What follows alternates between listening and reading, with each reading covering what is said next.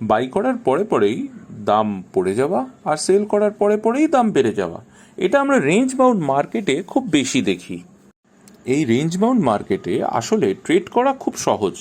কিছু জিনিস মাথায় রাখলে কোথায় এন্ট্রি, কতটা টার্গেট, কি এসএল আর কি টাইম ফ্রেমে ট্রেড হচ্ছে, ব্যাস। নমস্কার বন্ধুরা, আমি সায়ক আর আমরা আজকে দেখে নেব ইন্টারডে ট্রেডিং রেঞ্জ বাউন্ড মার্কেটে। রেঞ্জ বাউন্ড মার্কেটে খুব ভালো কাজ করে বোলিঞ্জার ব্যান্ড। আমরা আজকে দেখে নেব বোলিঞ্জার ব্যান্ড দিয়ে কি করে অ্যাকিউরেট এন্ট্রি এক্সিট খুঁজে পাবো।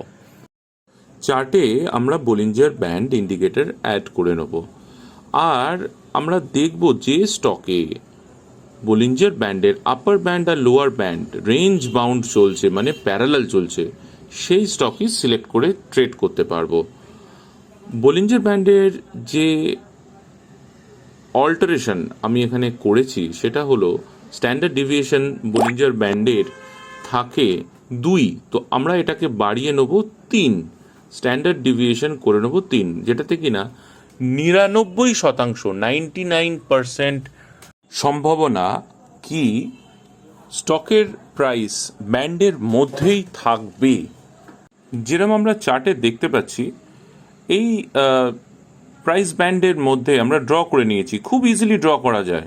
ওপর নিচে বারবার একই জায়গাতে স্টকটা ঘুরছে, যেটাকে আমরা বলি রেঞ্জ বাউন্ড। বোলিঞ্জার ব্যান্ডের সাহায্যে খুব ইজিলি সেই পয়েন্টসগুলো আগে থেকেই আমরা জানতে পারবো। আমরা বাই অথবা সেল অর্ডার সেই পয়েন্টসে রেখে দেবো। বোলিঞ্জার ব্যান্ডের মাঝখানে আরেকখানা লাইন চলে, যেটা এখানে দেখতে পাচ্ছি আমাদের লাল রঙের লাইনটা। সেই যে লাইনটা সেটা হলো 20 পিরিয়ডের মুভিং অ্যাভারেজ। আমরা সেইটার ওপরে যে ক্যান্ডেলটা ক্লোজ হচ্ছে বা নিচে যে ক্যান্ডেলটা ক্লোজ হচ্ছে সেখানে প্রফিট বুকিং রাখতে পারি। আর এসএল তো এত টাইট থাকে যে এখানে 1 টাকা এসএলে 7 টাকা অবধি প্রফিট আপনি আরামসে ধরতে পারবেন।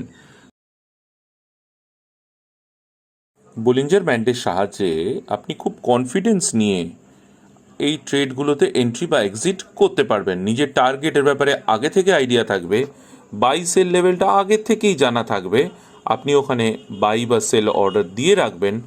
আর মাঝখানের যে লাইনটা সেটা ক্লোজ করে আপনার অর্ডারের দিকে যেই ক্যান্ডেলটা শেষ হচ্ছে সেখানে আপনি টার্গেট বুক করতে পারবেন, বা ওই মাঝের লাইনে আপনি সিম্পল টার্গেট রাখতে পারবেন।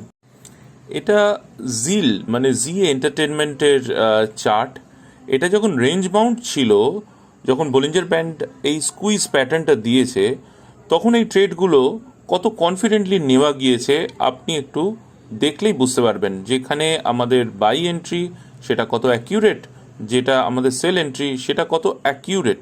এই চার্টটা দিয়ে আমি সেটাই দেখানোর চেষ্টা করেছি। এরকম অন্যান্য ইনস্ট্রুমেন্টের চার্টেও আপনারা একই জিনিস একবার প্লট করে ব্যাক টেস্ট করে নিশ্চয়ই দেখে নেবেন ট্রেড নেওয়ার আগে।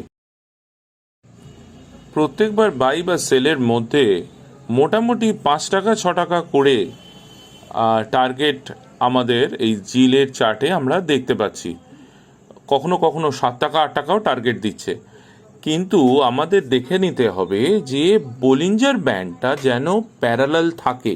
এইটা এই স্ট্র্যাটেজির খুব বড় একটা রুল বলতে পারেন। এটা একটা 1 আওয়ারের চার্ট, যেটাতে ডে ট্রেডিং করার খুব ভালো সেট আপ আপনারা পেতে পারেন। আগের ভিডিওতে আমরা দেখেছিলাম ট্রেন্ডিং মার্কেটে কিভাবে আমরা ট্রেড নিতে পারি। আজকে দেখলাম রেঞ্জিং মার্কেটে কিভাবে আমরা রেঞ্জ বাউন্ড মার্কেটে ট্রেড নিতে পারি। ধন্যবাদ বন্ধুরা, আবার দেখা হবে নেক্সট ভিডিওয়ে।